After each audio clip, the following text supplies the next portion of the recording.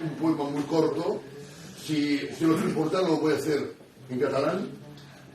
Y os explicaré de qué va. Como es tan corto, quiero expresar una preocupación muy fuerte que tengo, porque según los últimos estudios, de las más de 7.000 lenguas que se hablan actualmente, de aquí a 100 años quedarán 400.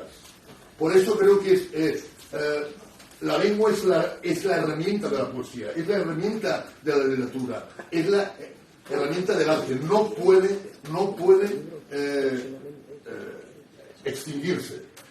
Por ejemplo, ahora... Antonio, yo me gustaría que te centraras en recitar, porque si no, esto se alarga demasiado. Hago un llamamiento internacional para que se nos conozca.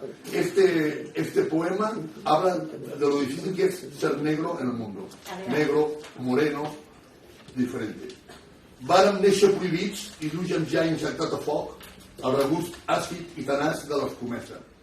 Crescuts en pentes, duien ja també els nostres fulls d'alabastre i a la nostra pell de menús la taca malaltissa de la misèria.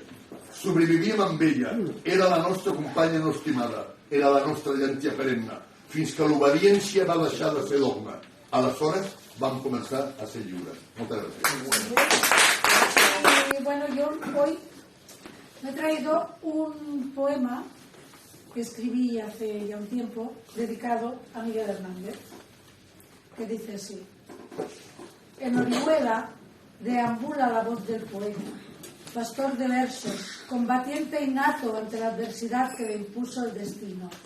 En Orihuela, huella grabada, pasos ensalzados en los pastos, donde su alma habló a los montes, al agua, al cielo, a la luna.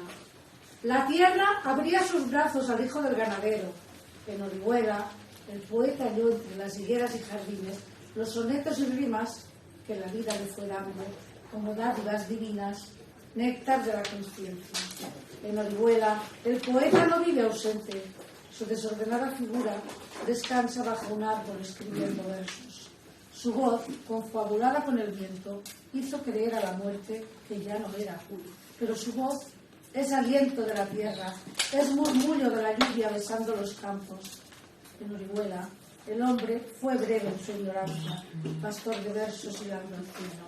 Entre estrellas y brumas nació el poeta del pueblo. Gracias. Gracias.